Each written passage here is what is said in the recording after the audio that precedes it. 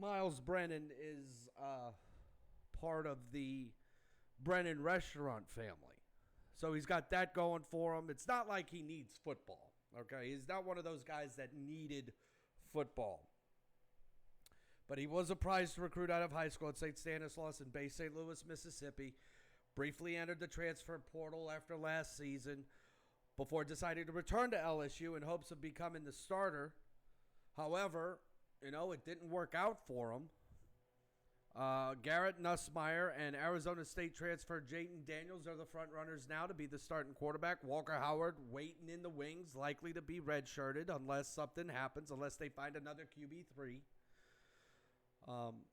LSU coach Brian Kelly said Myles is a great leader who has made a tremendous impact on the program and has earned the respect of everyone here. Myles has always embodied the traits required to fulfill our mission to graduate champions, and we have full confidence those traits will help him succeed at every step in his journey as he moves forward. Brennan has appeared in 20 games as a Tiger, passing for 1,712 yards and 13 touchdowns. He appeared in 8 games as Joe Burrow's backup during the Tigers' 2019 National Championship run. 8 games? If you appear in 8 games, that means you were blowing the hell out of everybody, which LSU did in 2019. Blew the hell out of everybody. I mean, it wasn't even close. Okay? Was not even close.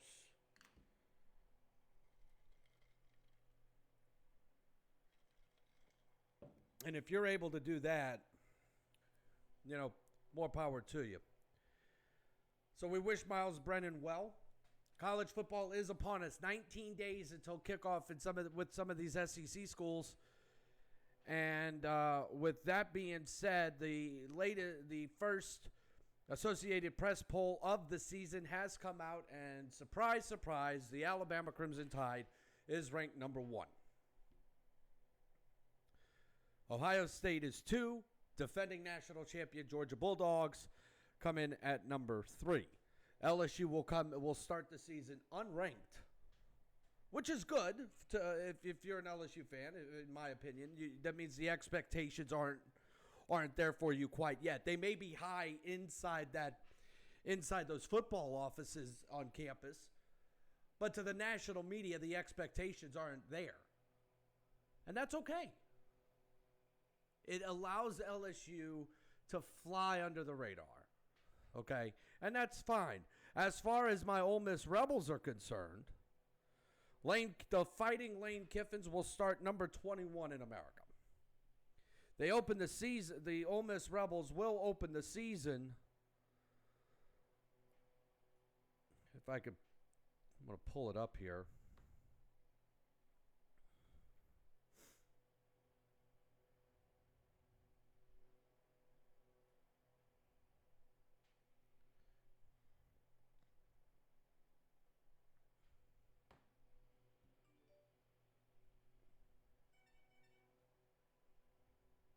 As I'm getting text messages now.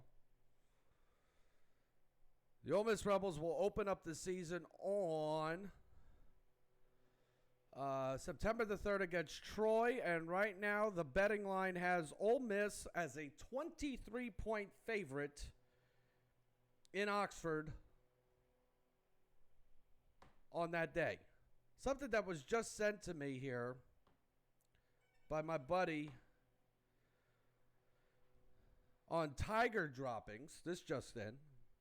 Not to mention, a team with less talent and bad coaching beat Florida and Texas A&M in 2021. We're going back to LSU.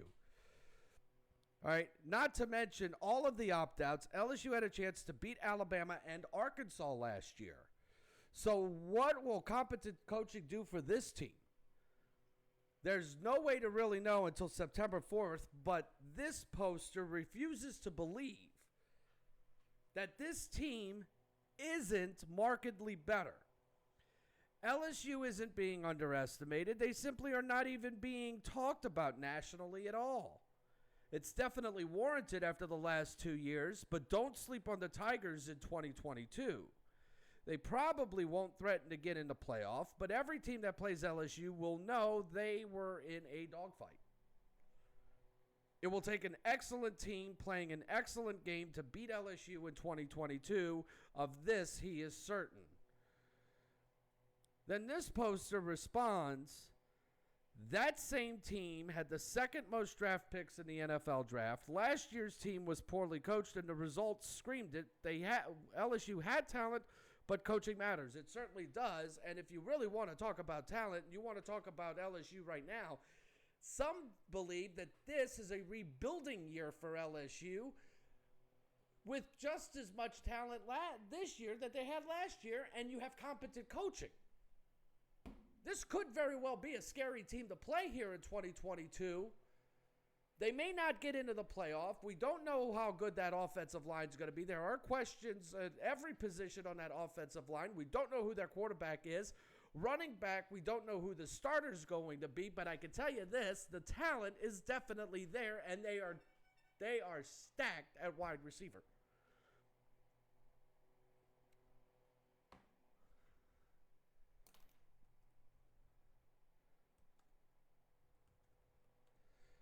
As I am responding,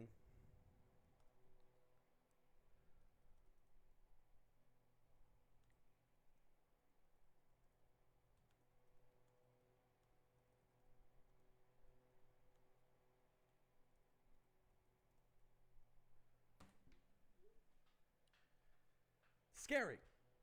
Scary, scary, scary stuff. I can tell you that right now.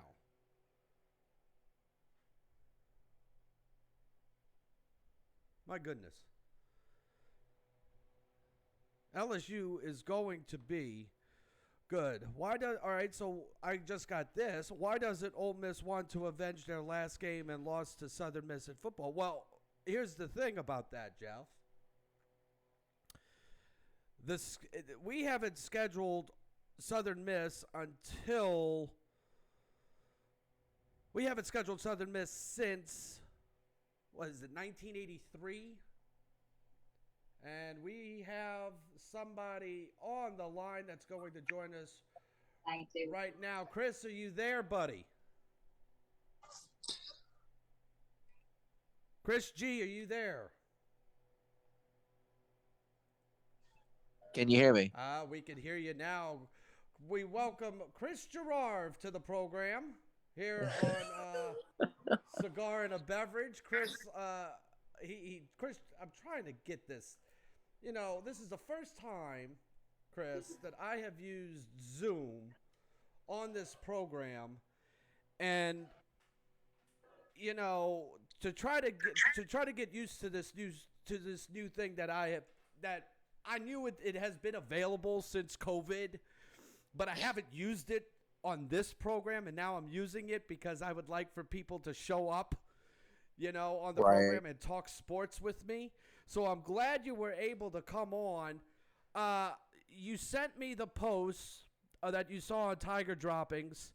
I read them on the air just now. Let's talk about this. The poster makes a very good point. They do. Now, you also have to take it with a mountain of salt, considering that it came from Tiger Droppings. I know that site carries a stigma, but preseason, it's a really fun, lighthearted website to visit. I think everybody should, for comedic purposes only. Sure. I mean, yes, entertainment purposes only, but there are, I read smart people on that website. Some of them, yes. And you know what's funny is that post kind of touched on something that you and I had spoken about through a phone conversation, whether yesterday or a couple of days ago, was that, you know, I think this LSU team is going to surprise a lot of people, and there were glimpses of talent and, you know, promise last season in a couple games when, you know, the depth might not have been there, or there was injury bugs or whatever was going on with last year's team. But that team, which is one of the worst teams LSU has put together in decades and was criminally undercoached, took Alabama to the final play of the game, went to overtime and should have beaten an Arkansas team that everybody thinks is kind of on the up and up, and they ran all over Florida. And that game was actually more inexplicable to me than the other two. And then Texas A&M fell on their face in the last 23 seconds. So it's one of those things to where it's like the talent on this roster, when given structure and when given good coaching, I promise will surprise people. That's why I'm bullish on the fact that this team can go 9-3 seemingly without batting an eye with this coaching staff and with this head coach. And the fun stat, or the most fun stat that I shared with you the other day, was this is Brian Kelly's 33rd consecutive year of being a head coach in college football. And in the previous 32 years, he's only had a losing season twice. That's a pretty amazing sample size of proven to Tiger fans, both believers and doubters, that this dude knows what he's doing. Yeah, definitely. He is a great football coach that has worked his way up in the ranks, as mentioned before in the national media, and you and I talked about it. This is a national championship winning football coach on the Division II level. I don't care if it's Division II, 3, NAIA, whatever you want to call it. He is a national championship winning football coach who worked his way up in the ranks, had success at Central Michigan, then went on to Cincinnati and had success there. Got himself the Notre Dame job, spent, 15, 16 years at Notre Dame. Appeared in the national championship game, the BCS national championship game once, had 2 or 3 different appearances in the college football playoff as the head coach at Notre Dame. And now he's seemingly coming into a situation here at LSU where you don't have academic restrictions on him like he did at Notre Dame. And like you and I have said, in terms of recruiting, that's scary. It's very scary, and for all those people who said that Brian Kelly can't recruit Louisiana, or he can't recruit the state like probably could have or should have or did, go check out who he's gotten in the last week. I mean, Ricky Collins decommitted from Purdue. His head football coach was Marcus Randall, who's an LSU alum, former starting quarterback at LSU, and that when he decommitted from Purdue, I was like, I think LSU's got a shot. And then we got the 5-star receiver out of Catholic. Forgive me for not knowing his name right now. I don't have it pulled up because I honestly, truly didn't think I was actually being invited onto the show. Well, I've looked. And then Look, we just got a 4-star athlete that just committed as well. There was another the safety from Zachary committed yesterday or the day before. Yeah. I mean, if Brian Kelly can keep stringing together these 4- and 5-star kids from Louisiana and pull guys from out of state that he needs to, I tell you, this team can and will be scary. Very scary. Yeah. Look, there's no disagreement there, but here's what's going to happen, though. Well, this is a product, and I think, and I've been saying this to a number of people over the last couple of years, it's an arms race in the Southeastern Conference to keep up with Alabama, to keep up with Georgia, because these are 2 football programs that are the elite of the elite right now in the Southeastern Conference. You've got programs that are letting coaches go, finding the next big thing or finding the next great football coach to lead their program in an effort to keep up with Nick Saban, in an effort to keep up with Kirby Smart. And also by doing that comes the byproduct of unbelievable recruiting. Lane Kiffin is going about it a different way at Ole Miss. He tends to get his high school kids in early, but he's realized now here in his early years at Ole Miss that he's going to need to work the transfer portal, and he did that tremendously. So did Brian Kelly at LSU. That's a good way, and I don't mean to cut you off. It's a great way to. It's a good comparison between the recruiting jobs that both Lane Kiffin and Brian Kelly did. The only issue, not an issue, the starkest difference between the two is that Brian Kelly only had 39 scholarship players on his roster when he got to LSU. Lane Kiffin was trying to bolster a roster that won 10 games at Ole Miss, I think, for the first time ever. Yep. Last season. Yep. Yeah. So y'all come off y'all's first 10-win season. Let me make this point though. That's a 10-win regular season. Ole Miss has won 10 games before in their history, but never in the regular season. That included a bowl game. Okay. Right. So all right. So it's your first double time ever.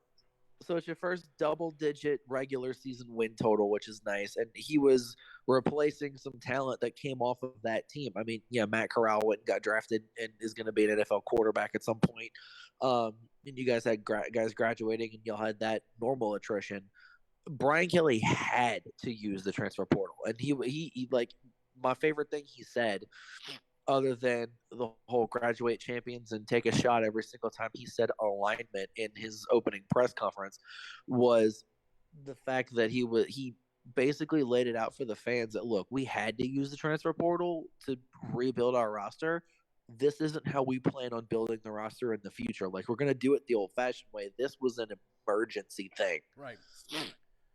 But I think the and to a degree, I understand the arms race concept, keeping up with Alabama and Georgia. The problem is, especially within the SEC, and you're going to agree with me and disagree with me on this point probably, but there's two divisions in the SEC, and I'm not talking about East and West. It's the haves and the have-nots. You have the elite, and then you have the other guys. Right. And the elite in the SEC, again, this list is arguable, but probably of the 14 teams, I would maybe only put between, at most, 6 in that elite group. Okay, would you put LSU in that group? I would, because LSU has won at least one national championship in the last decade. Okay. So That's fair. I mean, when you look at historical success, I would have to put LSU in that group. You have obviously you have Alabama, you have Georgia, you have LSU, you have Florida is in there, and if you're basing it on history and not recency bias, you'd have to put Tennessee in there as well. Yeah. So I mean that's 5 right now. People with the recency bias would throw A&M in there, but A&M essentially right now has Kevin Sumlin 2.0 as their head coach. So first of all, with A&M, I don't believe they finished any better than 9-3 since they've come into the Southeastern Conference. I think they won 10 games in 2012, which was, I believe, Johnny Manziel's freshman year.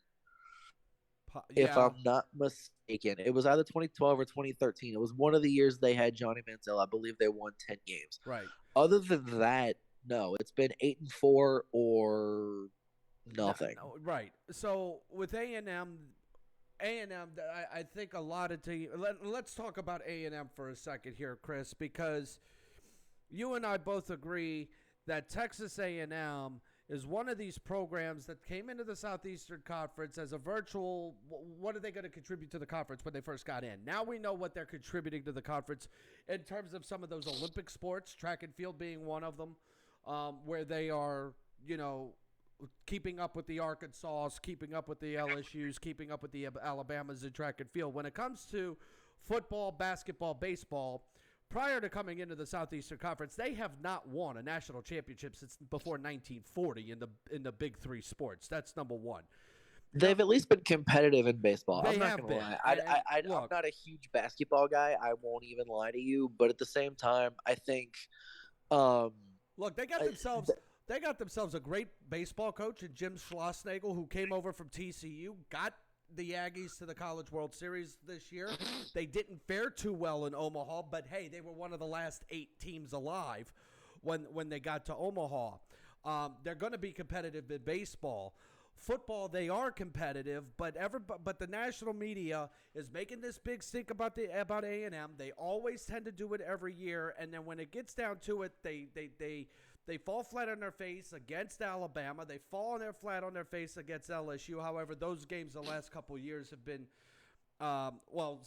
before in 2018 was the last time, I believe was the last time A&M beat LSU, and the last 3 years have just been lackluster performances, if you will, for the Aggies against the Tigers. They don't scare me until they put a product on the football field that shows that they are going to be dominant. A&M does not and will not scare me. I don't care if they spent $30 million on their recruiting class this year. I completely agree. And, what's funny is you mentioned 2018 was the last time they'd beaten LSU. They also beat LSU in 2020 because the field was wet. LSU's offense didn't show up, and the defense could only do so much for so long. But the last time A&M, I'm not going to say the last time A&M beat LSU, but it was the pandemic season, and they needed a historic and rather bullshit 7 overtimes to do it. Right. Looking at LSU's schedule, is there a game besides Alabama on this schedule that concerns you?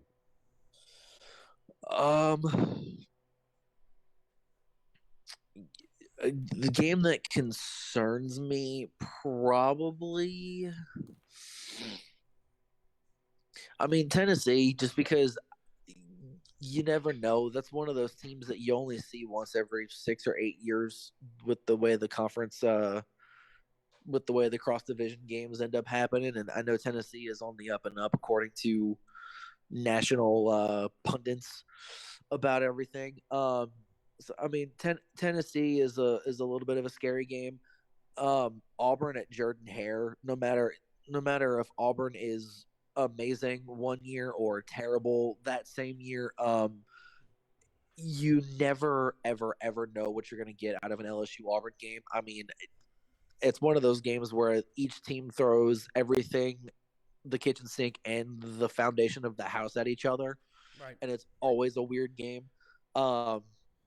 So probably those two, if I had to guess. Tennessee scares me a little less than Auburn just because Auburn's division rival. So if LSU does drop the Tennessee game for whatever reason, it doesn't hurt us trying to get to Atlanta. But, every game counts. And then going to Kyle Field, as annoying as A&M can be, you're still playing in front of 100,000 people, and it's a difficult place to play. And A&M always seems to get geared up for LSU, kind of the same way Alabama does. Right. But LSU is A&M's Super Bowl. Right. It's one of those kind of things. All right. So we've talked about LSU ad nauseum, you and I. But I've never exactly asked you this question. As an LSU fan, but also looking at it from an objective point of view. Uh-huh. Thoughts on the 2022 Ole Miss Rebels? Ole Miss, you guys are relatively always an enigma to me, and my only link to them is you. Fair enough. You can never count Lane Kiffin out, ever. He's a very, very creative football coach. He's one of those younger offensive-minded guys that's going to roll the dice and do whatever. Damn the analytics and damn the risk. And it's hard to coach against that. And any team he coaches, especially within the conference, is going to be a competitive one. Right. So not like you're going to walk in to the Vaught and just be like, all right, cool, boys, we got this, let's go. Right. But I definitely think there's talent on the roster. I know y'all are talking up Jackson Dart, the USC transfer, a lot, and the TCU. The running back. The running back from TCU is definitely going to add. Mm-hmm. Yeah, he's definitely going to add some. He's definitely going to add some spark to that offense. I never have had much, if any, ill will against Ole Miss. It's always been the cowbell swinging ones that have annoyed the heck out of me. But I don't. I don't bear any ill will towards Ole Miss, and I always root for you guys when y'all aren't playing us. Right. Well, we talked about. You and I went through both of our teams' respective schedules, and we looked at the Ole Miss schedule over the weekend, and you and I talked about how this stacks up, and you said our first 4 games was like was going to be like a diabetic coma for Ole Miss, with Troy, Central Arkansas, Georgia Tech, and Tulsa on the schedule to open the season. But then when we get into October, we we open October on the 1st against Kentucky at home in Oxford, and Kentucky's one of those teams that have since Mark Stoops became the head coach in Lexington has steadily built a program that is going to be competitive in the East. Now, are they going to win the East? Probably not, but they are right up there to give Georgia, Florida, Tennessee fits. And then we go on the road at Vanderbilt, which Coach Lee over there in Nashville, I think, surprised a lot of people, saying that he's going to steadily build Vanderbilt to be a national championship winning football program, Chris.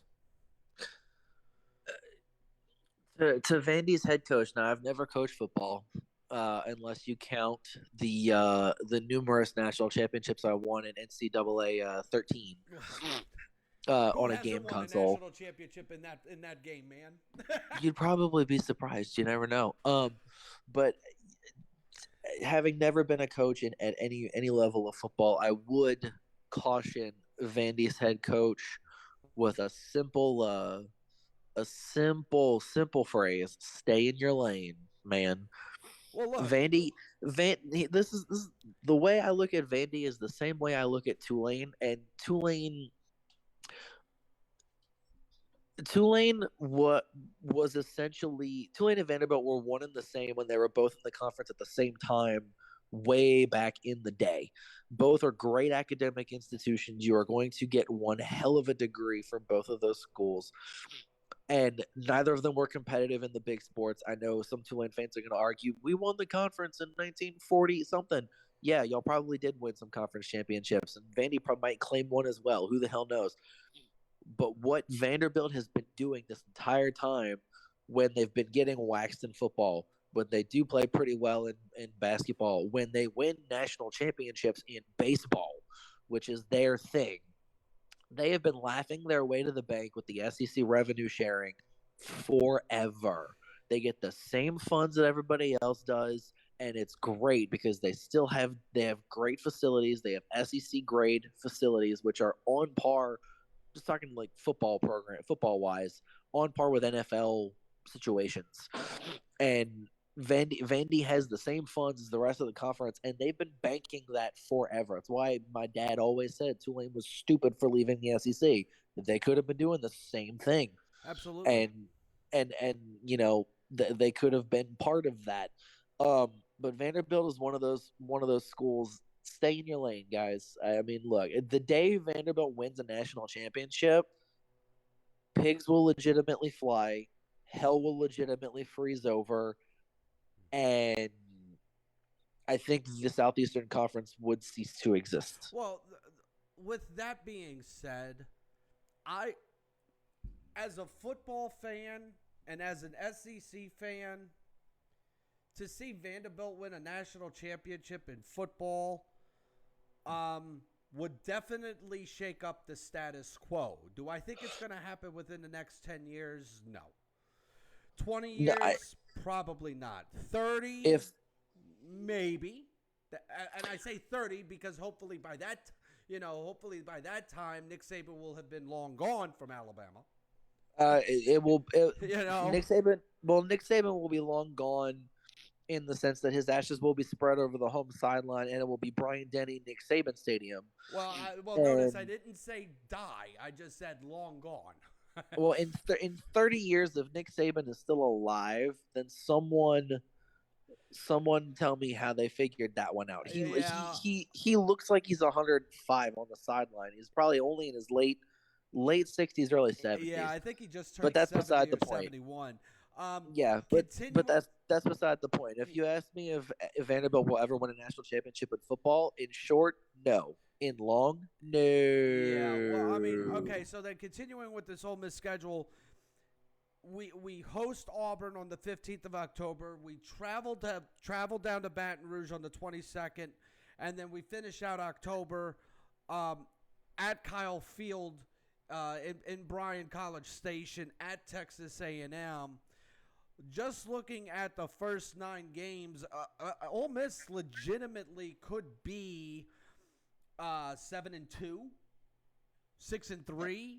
at that point, but 7-2 is not out of the realm of possibility after the first 9. Yeah, and after the first 9, y'all's last 3 are who?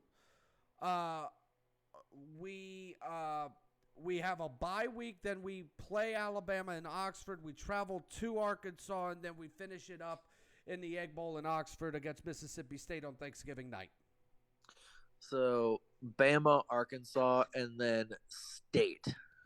This is the schedule. If y'all are 7-2, if y'all are 7-2 going to those last 3, yeah. This is honestly, that's I see 8 or 9 wins on this schedule right off the bat. Now, I'll give y'all State, because State now is wait a so minute. wildly erratic. Now, in true Ole Miss fashion, the Rebels may slip up against the team they're not supposed to slip up against. Well, I mean, that's the any given Saturday nature of A, college football, but also B, this conference. I mean, the SEC is up. Oh, absolutely. I mean, the SEC is having the West is just more difficult now with LSU getting a competent head coach. Arkansas is buying into whatever Sam Pittman is selling the locals up in Fayetteville. They're buying what Sam Pittman's selling. Yeah. So that's just the West. Auburn might take a dip this year. State, we never know, because I mean, it's State, one, but also two. Like and I'm blanking on their head coach's name, and I know I should know it. Where, at State? Yeah. Mike Leach? Yeah, Mike Leach. The Pirate? Mike Leach is an enigma wrapped in a mystery when it comes to what his offenses are going to look like. And the only reason I say that is because you look at 2020, they opened the year against LSU, and they're playing KJ Costello. Who the hell has heard of KJ Costello? Oh, just a dude who threw for 600 yards. Well, KJ Costello is a transfer from Stanford. Yeah, transfers from Stanford, plays against LSU, scorches LSU's defense for 600 yards passing, which is the most any LSU defense has ever in a single game ever. That record will hopefully stand this time, because I don't want to see somebody do better than that. Wow. And then 3 to 4 weeks later, he's benched. Well, because at that point, State took a nosedive. But let's look at Arkansas. That's what I'm saying. Under Mike Leach, you get a national championship caliber team 1 week, and then the next week it's like, y'all know how to play football, right? Right. Arkansas's quarterback situation is pretty easy to decipher. It's going to be KJ Jefferson, who played really well last season. Who's from Sardis, Mississippi, which is basically in Ole Miss's backyard. How Lane Kiffin and the previous coaching staff let him get away is beyond me, because he had an incredible year at Arkansas last year, and he's poised to do the same thing this year.